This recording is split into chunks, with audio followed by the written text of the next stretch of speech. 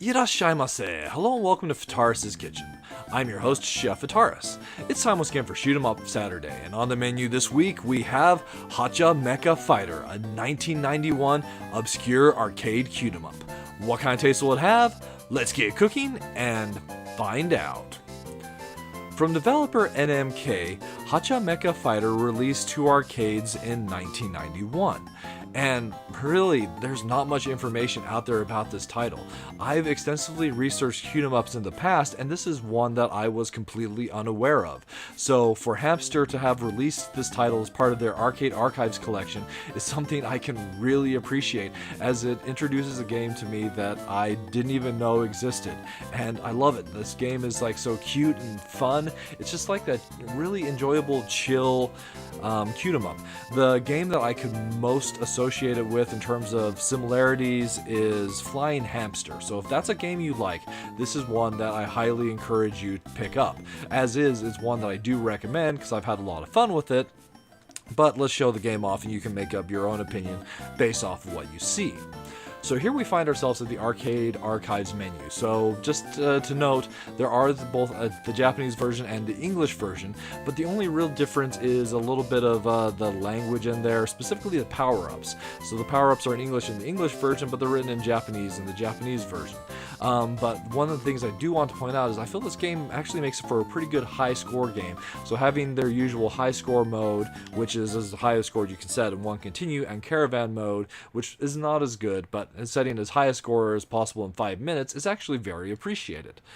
So we're going to play, of course, the English version today. Going in here, you see your controls, they're very basic. We really only have an attack and a bomb. Then from this menu, we'll put credits into the machine. I'm going to put several in, partially because this game is co-op, so we're going to show it off as a two-player game. Once you start, we have this cute little launch sequence where our pilot, Kawauso, takes off. So Kawauso literally means otter. That's this guy's name. And the second player, his name is Tsuchibuta, which means aardvark. So kind of an interesting choice of a duo here, the otter and the aardvark, set off to fight enemies for I don't know why. So right off the bat, you can see some of you might be able to see some of why I say this game reminds me of Flying Hamster. You have kind of a really cute swirly sun pattern, and you see designs kind of like that in that game as well. We're also fighting all these cute enemies, and it almost seems a little bit like weird. It's like, why are we taking these guys out? I don't know. There's not really any story beats available about this game.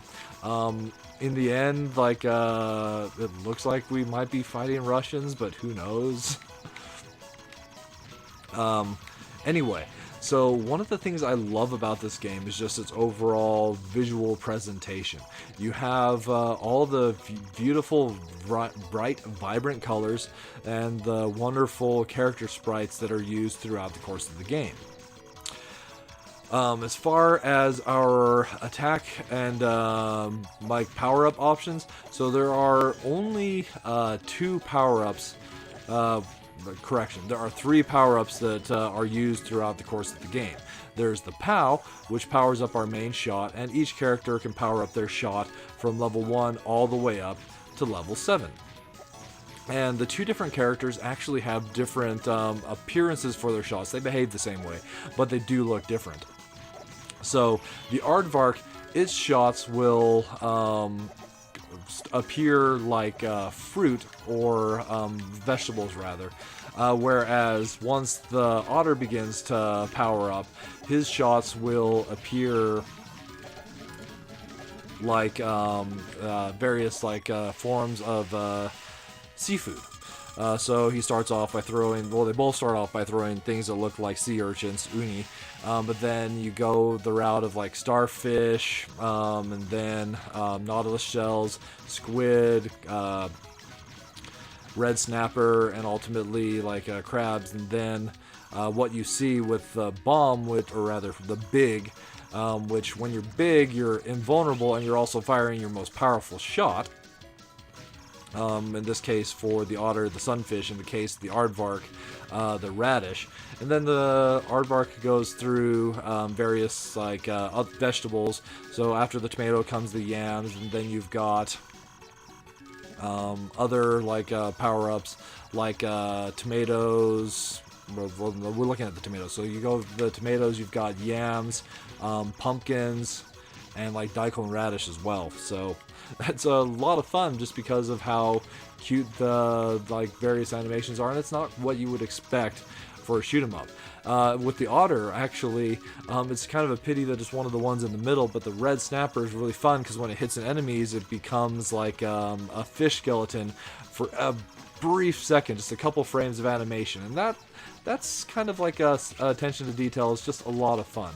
So the bomb, like I mentioned, makes you big, and you're able to get in there and deal a lot of damage to enemies as you're momentarily invulnerable. So if you die, one thing that the game does have is momentary invulnerability, where when you die, you're not like set back that far. You just your weapon level and your options, the wingmen that we have with us, are set back by one. The options are actually kind of interesting. So in a lot of shoot 'em ups like this one, where you have up to 4 options per player, if you had a full set, or if you're playing like a 2-player, a lot of times you're not going to be able to have a full set with both players, or if you do, it's going to significantly reduce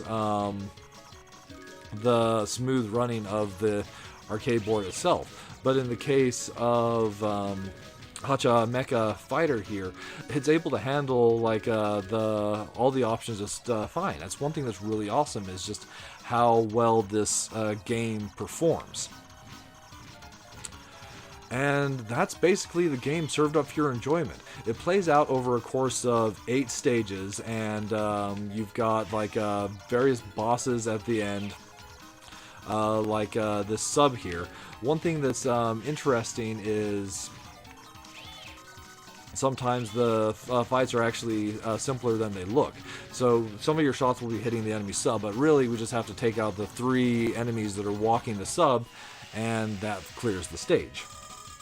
So as I mentioned, this game is a really good opportunity for score attacks, and a lot of the reason I feel that's the case is throughout the course of the stages you can collect fruit, and there are sometimes ways to make additional fruit spawn in the first stage, and in this one as well. There'll be like monkeys you can shoot to get more fruit, and for every fruit you've collected you get a multiplier attached to your score at the end of the stage, something that's can lead to big points. In addition, for any stage that has like a ground like this, if you're walking on the ground, you'll actually be earning additional points for all the time that you're on the ground, and there's also a cute animation associated with it as well, though I don't recommend staying down there long enough to ultimately get hit by the enemy. So there's that element of the game itself, and once you complete the game, it does loop, so you can keep on building that high score, though the second loop does get significantly more difficult, so just keep that in mind.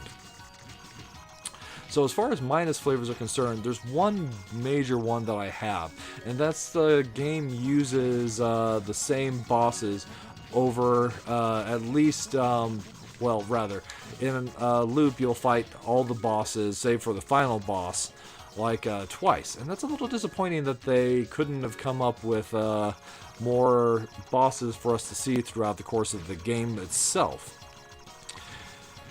As far as the plus flavors are concerned, really, like, it's just kind of actually the ability to even just have this game in my hands, now being like made aware of it and having it as an arcade archive title, is really what I like love about this game.